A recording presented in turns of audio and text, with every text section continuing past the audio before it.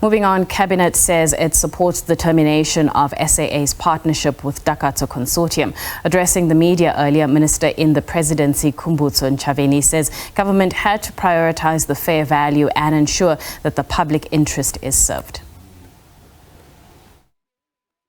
Cabinet supported the termination of SAA partnership with Takatso.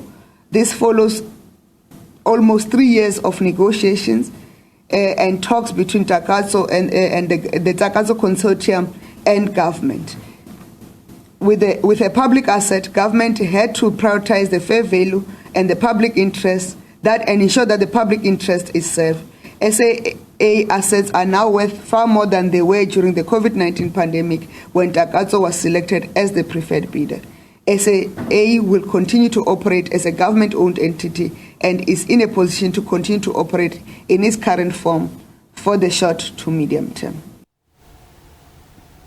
For more on the collapsed SAA-Takatso deal, I'm joined by Aviation Analyst Guy Leitch. Guy, thank you so much for your time. I mean, what do you make of this news coming out where Public Enterprises Minister saying that the transaction had no clear path forward? Yeah, well, I think that is the actual reality that they face, simply because government, in my view, had lost the will to do the deal.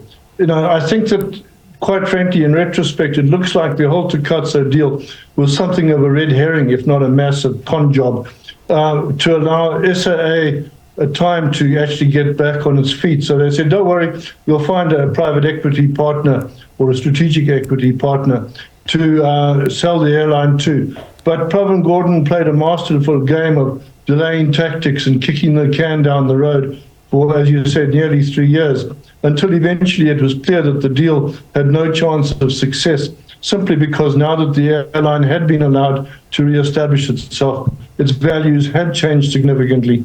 And it needs to be noted too that the state or the government had put in a couple of quite difficult clauses into the agreement that Takatso was never likely to agree to, particularly relating to the rental of properties and so on. So it looked, honestly, my view is that,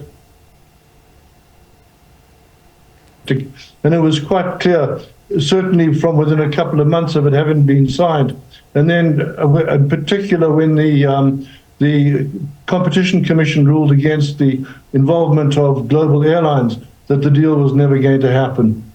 Speaking of, certain issues that came along the way, there was the critics, or rather the critics were saying that the transaction didn't have a lot of transparency here, especially in the deal-making process. Was that an issue for you, given the fact that over the past few months or so, certain parts were trying to get information around this deal?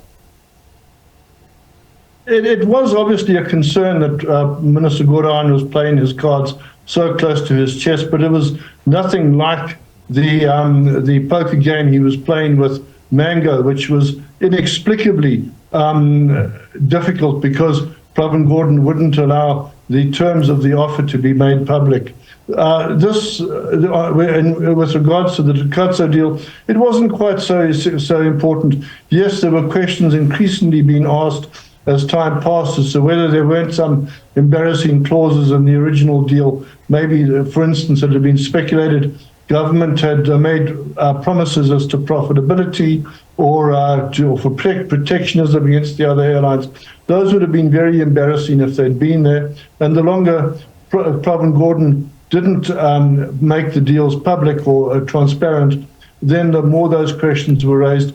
But at the heart of the real problem was whether government, in terms of its current policy on privatization, or perhaps, may I say, the lack of a policy on privatization, really had the will to go ahead with this deal. I think it sees SAA as a key asset, and it's there to provide jobs, it's there to provide development, skills development, it's there to provide key connectivity on routes that might not otherwise be profitable initially. That's why government just never really wanted to sell the airline. With that said, then, what questions does it raise for you when it comes to the fate of SAA? Well, there are two key questions going forward. The first is, can SAA survive or carry on without a strategic equity partner? The jury's out on that. the government has effectively said, or hedged its bets, it's saying it doesn't know, other than saying for the short to medium term, the airline is sustainable. And but for the long term, the airline, if it's going to be able to compete with all the foreign airlines, the huge airlines that have in the interim since COVID and the business rescue process have come in and eaten up SAA's lunch, the airline will need to get back on its feet in terms of getting proper permanent management in place. A lot of the key staff members are interim positions, and it will need to be able to access funds better than it's currently accessing funds. Minister Gordhan said, well, don't worry, the airline can just access some of its, or mobilize some of its assets to raise funds. Well, that would essentially mean mortgaging things like its property and hangars and stuff like that, which I think would be an act of some desperation if it needed further capital. So it's worrying. I don't necessarily think that the airline is sustainable or even viable in the long term unless it finds additional backers and additional strategic equity partner.